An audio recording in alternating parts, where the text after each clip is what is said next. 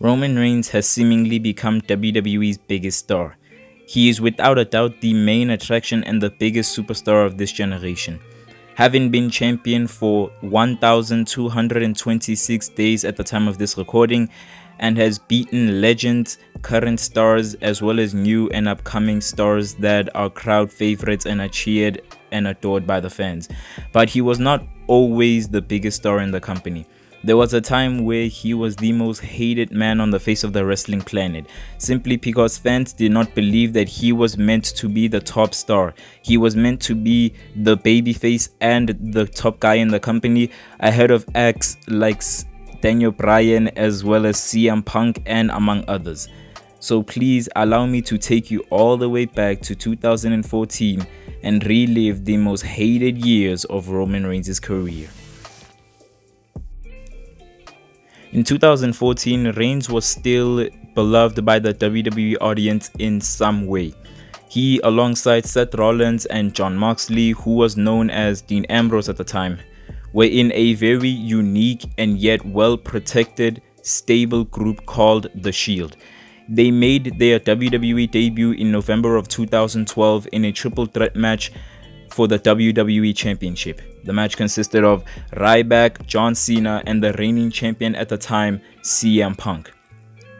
From that point on, they would dominate the WWE for the majority of 2013 and half of 2014.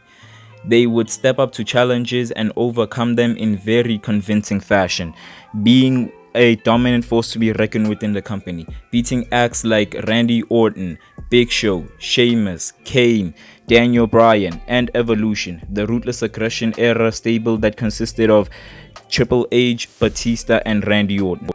At this point, the WWE audience really did love Reigns because he hardly did any talking whatsoever. He was kind of like this silent type assassin that would destroy anyone that got in his way or the Shield's way. And the WWE audience really sucked into it and loved it because it was something new and refreshing. Also, it's important to note that about this same time, they had no problem with Reigns winning the Royal Rumble all the way back in 2014 because they desperately wanted it to be anybody else except for Batista. They wanted Daniel Bryan to win the Royal Rumble match so bad, and when it wasn't given to them, they wanted Daniel Bryan. With this character arc, the fans really did genuinely grow a fond liking to Reigns, and the company saw this, so they began pushing him just a little bit more than they had with Rollins and Ambrose, having him overcome challenges and in order to come out on top, especially during the babyface run of the group. It was seen as the top star in the future. The company knew that and the fans knew that. It was just a matter of when. Also, around this time, the thing that made him most beloved was the fact that he was subscribed to my YouTube channel.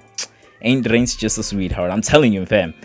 But that would all change in a June episode of Monday Night Raw, when Seth Rollins would take a steel chair and stab it in the back of Roman Reigns and his Shield brethren. The chair shot that could be heard all the way around the world changed everything. From that point onwards, the company would split the group apart, having them branch out and do their own things. They had Reigns and Ambrose do their own things, while Rollins joined the Authority and became the company's biggest heel. What's ironic is that he was the most despised man in the company by the fans due to the fact he ended the Shield, but ended up becoming the biggest star to come from it. In 2015, the company began a major push for Roman Reigns, wanting him to become their new John Cena, the biggest underdog and babyface on the entire planet in their eyes. What was meant to be something organic ended up being forced upon the audience, and they were given something that the company truly believed was the right thing, and they were hell-bent on getting Reigns over with the audience, even though they clearly did not like him. They had him win the 2015 Royal Rumble over clear favorites such as Daniel Bryan and even Rusev at some point. He won the Rumble in Philly and he got booed out of the building. They wanted Daniel Bryan to win the Rumble so bad that when Reigns did, they just couldn't have it. And the company knew that it was going to be this bad, so they intentionally brought out The Rock in order to save the show. And even The Rock got booed, man. Look at his face. With the Rumble win intact, he was set to face the WWE World Heavyweight Champion at the time, Brock Lesnar.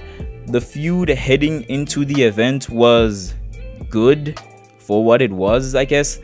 They ran with this whole veteran versus young guy angle where Reigns was the underdog, even though they called him the bit dog, and he had to overcome the mountain of a challenge that was Brock Lesnar. And heading into the event, a lot of people really did believe that Reigns would get his crowning moments at WrestleMania 31. But when we closed the show, it wasn't Brock that walked out as WWE champion, nor was it Reigns, but it was Seth Rollins. After cashing in his Money in the Bank contract, he walked out of WrestleMania 31 as the WWE World Heavyweight Champion. The same man that stabbed Reigns in the back stole his moment from him in the main event of the show. And WWE only did this because they knew that the crowd would boo Reigns out of the building, so they did this in order to save the show.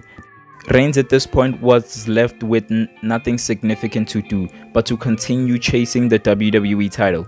He wouldn't find any luck though, because the company decided to ease up on the push and have him drop down to the middle card.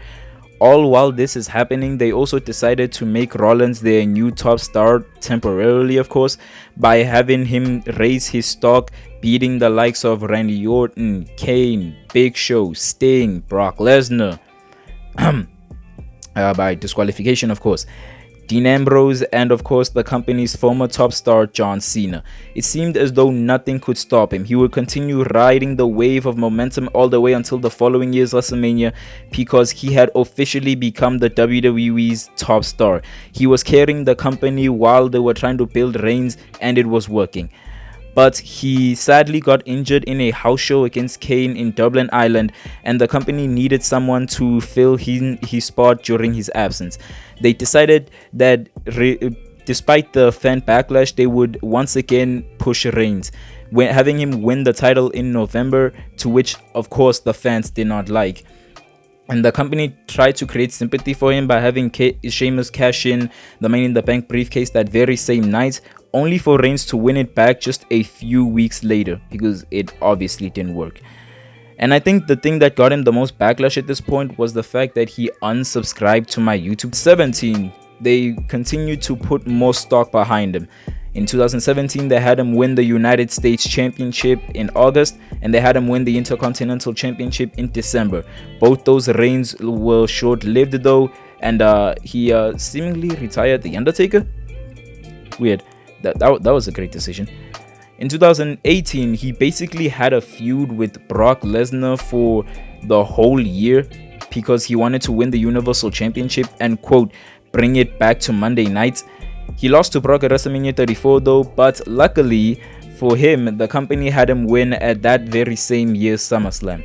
All these years following a similar trend, the company tries to push Reigns at the best of their abilities, trying to do anything possible to get him over with the fans, trying to get them to like him, but nothing ends up working.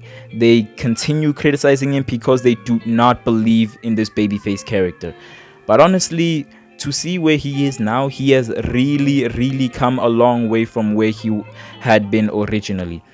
And it's amazing to finally see that he has found his mark as a heel. He is finally thriving. And after all these years, we have no choice but to acknowledge him. And the reason that he is thriving so well, and I swear this is the truth, the reason that he is thriving so well is that he resubscribed to my YouTube channel.